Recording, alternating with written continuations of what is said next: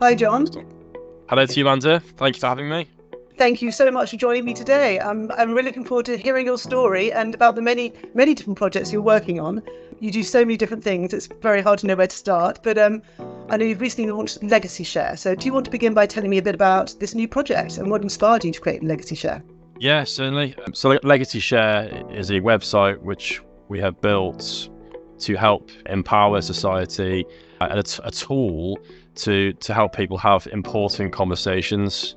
So that can be from funeral arrangements through to just talking about your life, your achievements, what you see as a success, your family situation growing up. So it's a real sort of legacy to hand over to someone. Interestingly, it's about all the things I do. For me, it's fairly sort of simple, really. From the work I've done with the NEFD, with the petition as well, for the bereavement awareness in schools, it all sort of goes back. So it's kind of like a life mission, really. And I'll share this with you. I have never said this before, but next to my bed at home, I've got on the wall a sort of poster which I've made myself, and that reads, "To inspire society and help nurture our future, dedicating myself to highlight the path of resilience and positivity, even in the darkest of moments, fostering a stronger, brighter environment for all." So that's sort of like my own personal mission of like why I'm doing all this. And like, so people think, how do you have time to do that? Well, for me, it's big. It's like life work almost. Is why I'm here and why I'm doing this stuff. Well, thank you for sharing that with me. No, you're welcome. Yeah. And when we first met, you were president of the AFD, National Association of Funeral Directors. That must have been a great privilege and an honour.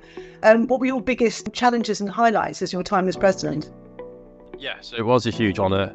I'm immensely proud and my family are proud, and hopefully I've done the NEFD, and Henry Sherry, who was the founder of the NEFD in 1905, hopefully I've done him proud as well. I feel like I have. Yeah, the biggest highlights for the year really, or for that time, was just about bringing people together. For me, I get most satisfaction like working in a team. If that's playing football, if it's in business, if it's building websites, if it's podcasts, whatever it is, about working with people who are all striving towards the same goal. I find it the most exciting thing that you'll ever do. When you do things together, you can really like achieve and succeed more together, and that's how you can achieve things faster and stronger. And actually, once it's done, you can celebrate together as well, and it means more. And I think that's what life's about. It's about being together with people.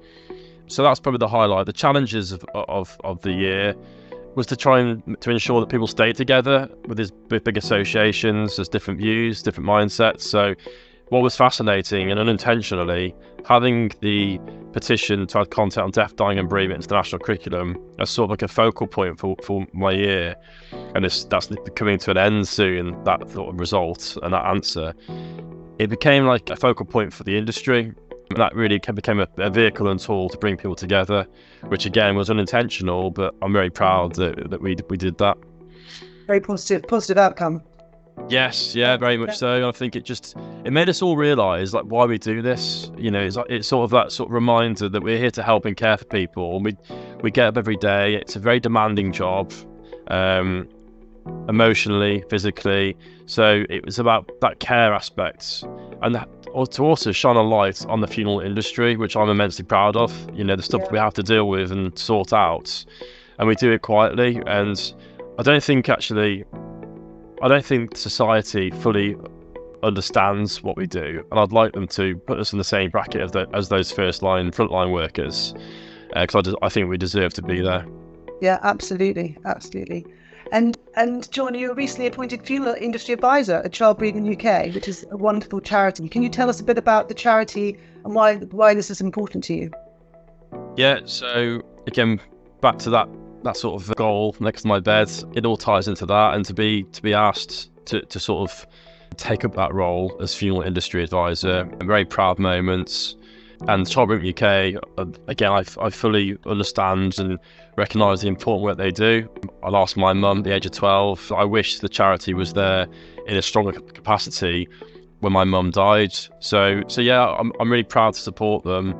Again, what I'm really interested in and excited to do is about how we bring more of the work that's going on in the UK to Child Bereavement UK, and Child Bereavement UK to the work going on. So I want to try and be a connection for the charity, but I really do believe in that special work.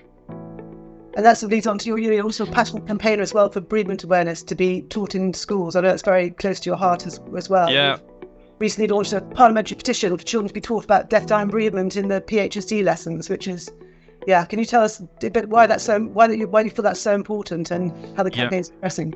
Yeah, so I mentioned before that's coming to a close soon. That was launched in October 2022, whilst I was president, and it closed in April 2023. We required 10,000 signatures. We got close to 13,000 signatures, so we got the required number.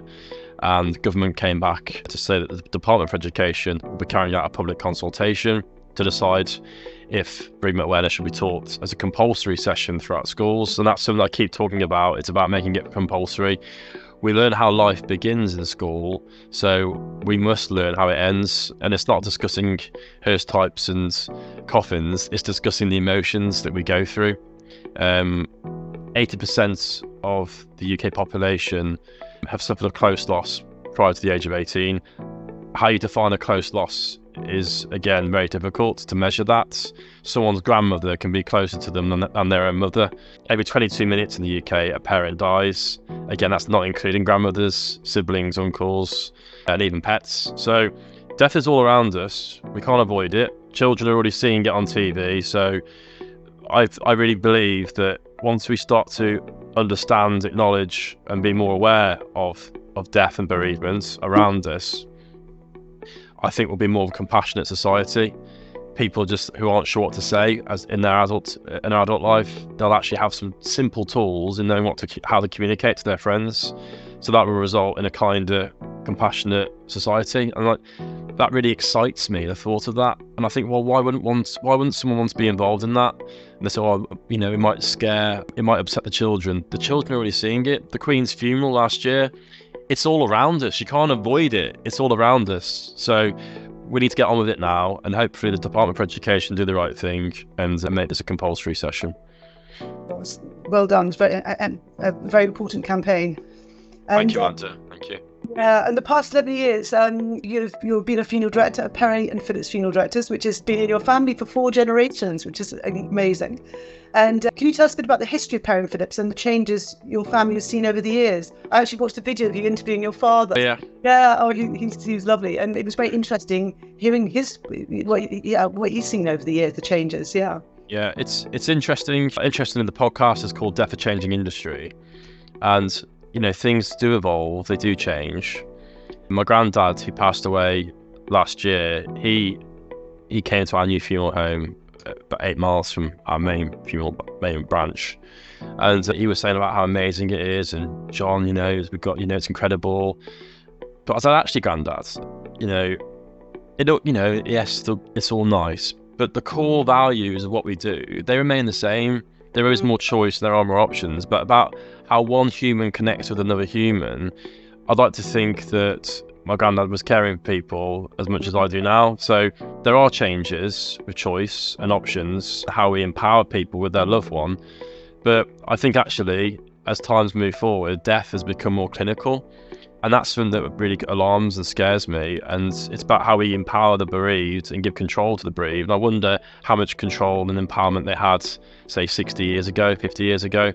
So there's, moving forward is great. We have to move forward.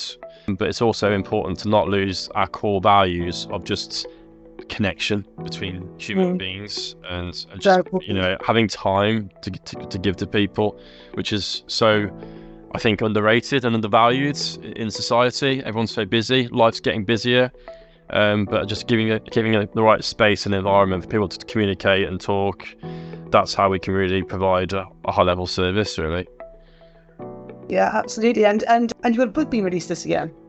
Yeah. Can you tell us, what it is and why have you written it? You're allowed to reveal about it. Yeah, I haven't told many people, so this is like me actually putting it out there now. It makes me a little bit sick, actually. Imposter syndrome kicking in. Yeah. So this isn't, it's being written by Claire Shaw, but it's on all that mission statement I've showed you at the start. Yeah. About how we empower children in school, why we have conversations, how if we have a better understanding of death, we can have a better life. So Claire and I are working together on that. It's her world. She's an author. She knows the funeral industry. So she's obviously written books for children. It's not going to be a children's book. It's a book for sort of society. It's being called a little bit tongue-in-cheek. Don't tell the children, but then how we empower society on the only guarantee in life.